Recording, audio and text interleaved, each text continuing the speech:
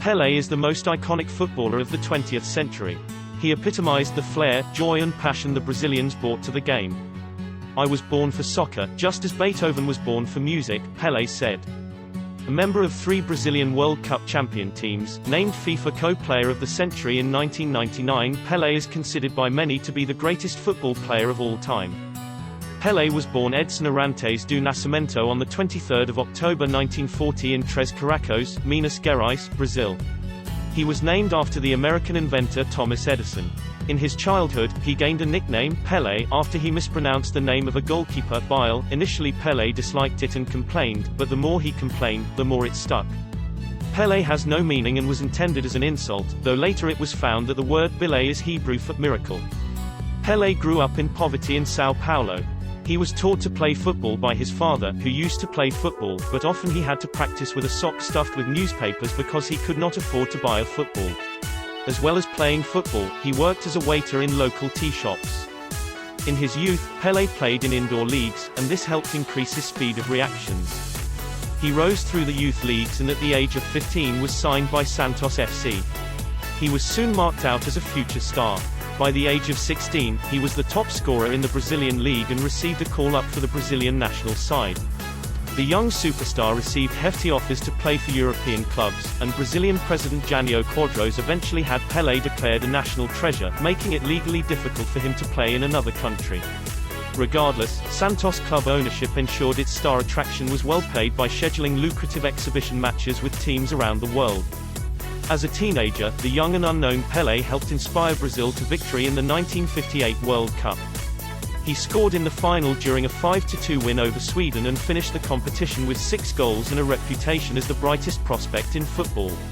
In 1962, Pelé helped Brazil to retain the World Cup, though he was injured in the early rounds, meaning he was sidelined for the knockout stages. In 1966, Brazil were hot favorites, and Pelé was the most famous and highly rated player in the world. However, his high profile made him the target of some vicious tackles by the Bulgarian and Hungarian players. In a game against Portugal, he was also badly tackled and he spent the rest of the game hobbling about the pitch, as substitutes were not allowed. To make matters worse, the Portuguese player João Morais was not sent off, and without a fit Pelé, Brazil were knocked out at the group stage. Pelé was so disappointed by the foul play, that he vowed not to play in World Cups again. The 1966 World Cup was won by England. After the crushing disappointment of the 1966 World Cup, Pelé was encouraged to make a comeback to the Brazil national team for the qualifying round in 1969. In 1970, Pelé was part of a star-studded team which had a range of attacking options, such as Rivellino, Jairzinho, and Carlos Alberto Torres. Throughout the tournament, Brazil played excellent football and Pelé was on the top of his game. The tournament included some of the greatest and most iconic moments of any World Cup.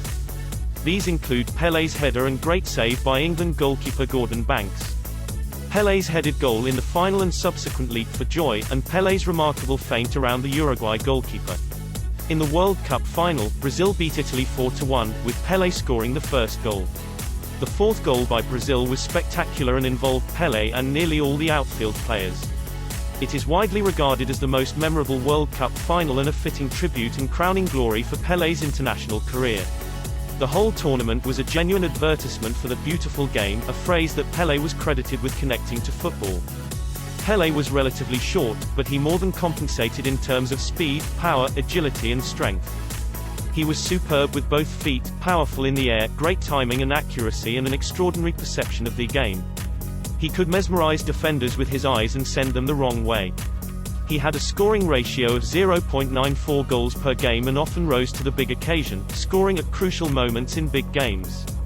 Whilst very competitive, he was also considered to be a fair player with good sense of sportsmanship. A good example was his warm embrace of Bobby Moore, the England captain after England's defeat in the 1970 World Cup. It is sometimes held up as an embodiment of sportsmanship. Without any doubt, he is universally regarded as the greatest player of the 20th century, if not all time.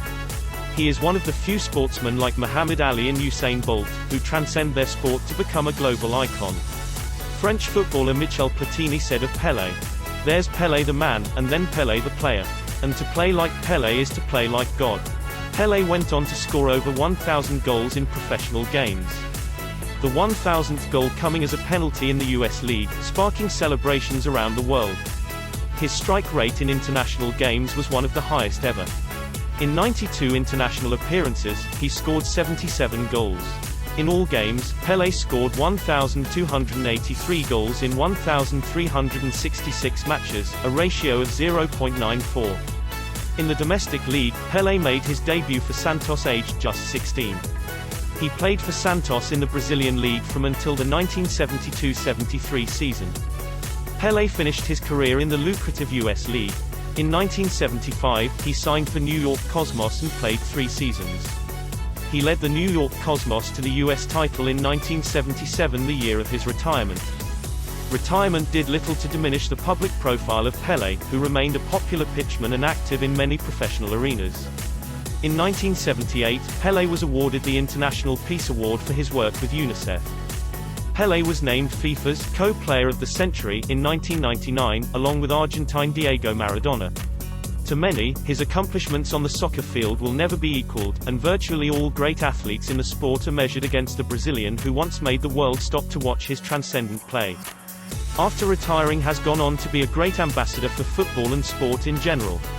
In 1992, Pelé was appointed a UN Ambassador for Ecology and the Environment. He was also appointed a UNESCO Goodwill Ambassador.